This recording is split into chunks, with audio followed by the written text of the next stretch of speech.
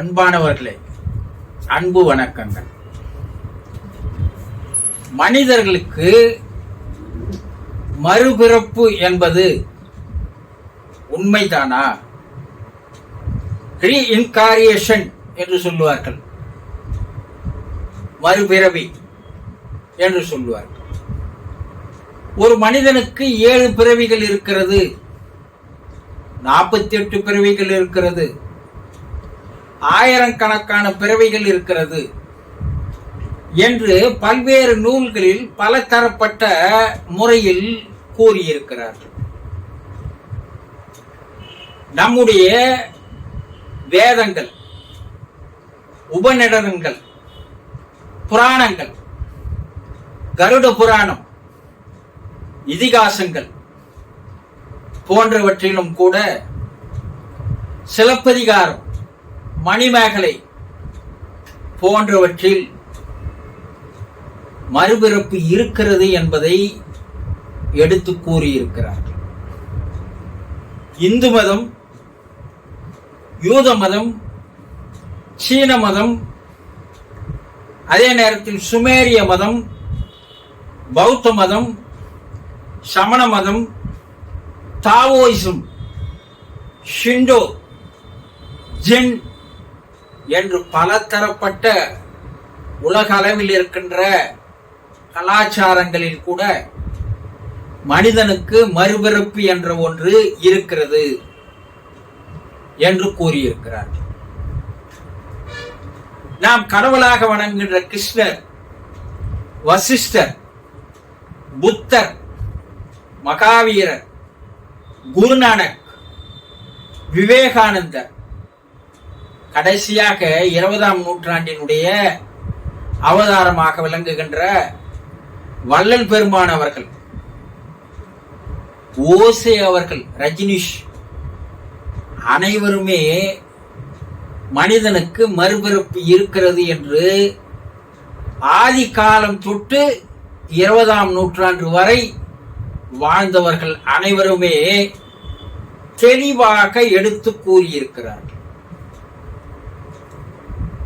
அதை எப்படி நாம் புரிந்து கொள்வது, மிக எளிமையாக தெரிந்து கொள்வது என்று பார்த்தோமையானால், 10 வயதிற்குள் இருக்கின்ற குழந்தைகள் பல பேர் ஒரு சிறு விபத்தின் காரணமாக தன்னுடைய முற்பிறப்பினுடைய நினைவுகள் கவனத்திற்கு வந்து தான் போன பிறவியில் எந்த நாட்டில், எந்த மாநிலத்தில், எந்த ஊரில், எந்த தெருவில், எந்த வீட்டில், எந்த தாய் தகப்பனுக்கு பிள்ளையாகவோ பெண்ணாகவோ பிறந்திருக்கிறேன் என்று எடுத்து கூறுகின்ற பல பேர் இருந்திருக்கிறார். 2010ஆம் ஆண்டு ஒரு நிகழ்வு. ஜப்பான் நாட்டிலே பிறந்த ஒரு பெண், 8 வயது குழந்தை, திடீரென்று ஒரு சிறு விபத்திற்கு அப்பால் தான் தூய தமிழ் பேசுகிறார். அவங்க அப்பா அம்மா ஜப்பானிஷ், அவங்க தாத்தா பாட்டி ஜப்பானிஷ். அப்படி இருப்பவர்கள் எப்படி தூய தமிழ் பேச முடியும்? அவள் கூறுகிறாள், நான் இந்தியாவில், தமிழ்நாட்டில், ஈரோடு மாவட்டத்தில், ஈரோடு நகரில், இந்த வீதியில், இந்த குறிப்பிட்ட எண் இருக்கின்ற வீட்டில் நான் போன பிறவியில் வாழ்ந்தேன். இப்போது அந்த பிறவி முடிந்து இந்த பிறவியில் நான் இருக்கிறேன் என்று கூறுகிறான். ஆவி உலக ஆராய்ச்சியாளர்களும் மறுபிறப்பை பற்றி ஆராய்ச்சி செய்கின்ற மருத்துவர்களும் 2 குழுக்களும் ஒன்று சேர்ந்து அந்த பெண்ணை அழைத்து வருகிறார்கள்.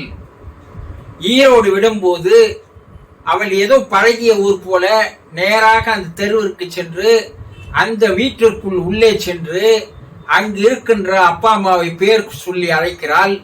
அங்கு இருப்பவர்களுடைய குடும்ப உறுப்பினர்கள் பெயர்களை எல்லாம் சொல்கிறாள். அந்த குடும்பத்தில் நடந்த நிகழ்வுகளை எல்லாம் சொல்கிறாள்.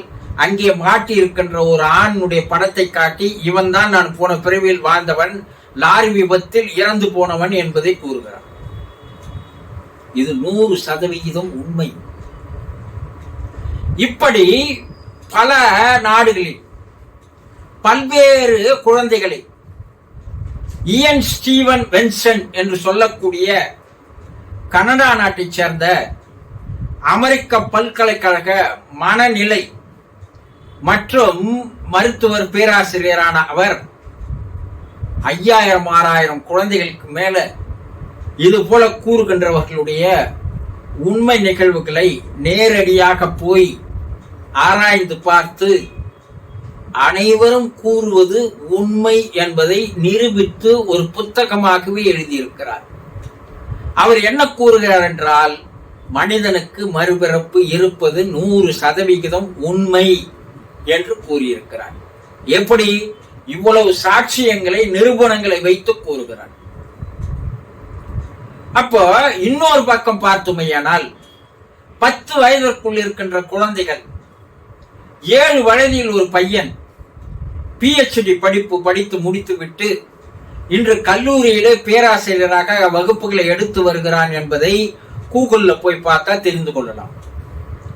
9 வயது இருக்கின்ற ஒரு பையன் ஃப்ளூயன்ட் இங்கிலீஷ் கிராமரோடு அக்கு வேறு ஆணி வேறாக பேசுகின்ற ஒரு திறமையை பெற்றிருக்கிறான். இதெல்லாம் எப்படி சாத்தியம்? போன பிறப்பினுடைய தொடர்ச்சி இப்பிறப்பு. போன பிறப்பில் அவர்கள் படித்து முடித்தார்கள், இந்த பிறவில் வகுப்பு எடுக்கிறார். இப்படி நிரூபிக்கப்பட்டிருக்கிறது. இதற்கு ஒரு சாட்சியாக ரஜினிஷ் ஓசே அவர்கள் பிறந்த போது 3 நாட்கள் தாய்ப்பால் குடிக்கவில்லை, வேற எதையுமே குடிக்காமல் இருந்தார். 4வது நாள்களிலிருந்து அவர் தாய்ப்பால் குடிக்க ஆரம்பித்தார். பின்பு அவர் வளர்ந்து வந்த பிற்பாடு அவருடைய நிகழ்வை சொன்ன போது அவர் 7 ஆண்டுகள் இருட்டறையில் வாழ்ந்தார். தியானத்தின் மூலமாக தன்னுடைய முற்பிறப்பை அவர் கண்டுகொண்டு வந்து சொன்ன உண்மை, போன பிறப்பில் அவர் ஒரு துறவியாக வாழ்ந்தார், 21 நாட்கள் உண்ணாவிரதம் இருந்தார், 18வது நாளில் அவரை கொலை செய்து விட்டார்கள். அந்த மீதி 3 நாட்களையே அடுத்த பிறப்பில் உண்ணாவிரதத்தோடு முடித்துக் கொண்டு 4வது நாள் தான் பால் குடித்ததாக அவர் கூறுகிறார். ஒரு மனிதனால் தியானத்தின் மூலமாக தன்னுடைய முற்பிறப்புகளை தெரிந்து கொள்ள முடியும் என்பதை வள்ளலார் அவர்களும் கூறுகிறார், ஓசே அவர்களும் கூறுகிறார், விவேகானந்தர் அவர்களும் கூறுகிறார். இது எப்படி சாத்தியம்? நாம் போன பிறவியில் எந்த மாதிரியான வாழ்க்கை வாழ்ந்தோமோ அந்த வாழ்க்கையினுடைய எண்ணங்கள், நினைப்புகள், சிந்தனைகள், கற்பனைகள், கனவுகள் எல்லாம் பதிவாகி இருக்கிறது. இந்த பதிவுகளை தான் கர்மாக்கள், வாசனைகள், சமஸ்காரங்கள் என்று கூறுகிறோம். அதனுடைய தொடர்ச்சி தான் இப்பிறப்பு வாழ்க்கை நமக்கு கிடைத்திருக்கிறது. இப்பிறப்பில் நம்முடைய வாழ்க்கை முறையானது எந்த முறையில் இருக்குமோ, நாம் எவ்வாறு அந்த மனதிற்குள் எண்ணங்களை, சிந்தனைகளை, பதிவுகளை, வாசனைகளை, கர்மாக்களை, சமஸ்காரங்களை நிரப்பிக் கொள்கிறோமோ, இதற்காக அடுத்த ஒரு பிறப்பு நமக்கு கிடைக்கிறது. அப்போ மனிதனுக்கு இந்த பிறப்பு அறுப்பது என்பது எப்போது ஏற்படுகிறது என்றால், மனம் என்ற ஒன்று எப்போது இல்லாது போகிறதோ அப்போது அவனுக்கு மறுபிறப்பு இல்லாமல் போகிறது. அப்ப மனம் என்ற அந்த வாசனை, சமஸ்காரங்கள், கர்மாக்கள், பதிவுகள் இருக்கின்ற வரை அதை தீர்த்து கொள்வதற்காக மறுபடியும் அந்த மனமே ஒரு விதையாக வந்து ஒரு பிறப்பை எடுக்க வைக்கிறது. ஆக ஆதி காலம் முதல் இந்த காலம் வரை இன்றைய விஞ்ஞானத்தில் கண்டுபிடிக்கப்பட்டிருக்கின்ற கண்டுபிடிப்புகளுடைய அறிக்கைகள் கூட மனிதனுக்கு மறுபிறப்பு இருக்கிறது என்பது 100% உண்மை என்பதை இன்றைய அறிவியலும் நிரூபித்து இருக்கிறது என்பதுதான் உண்மை.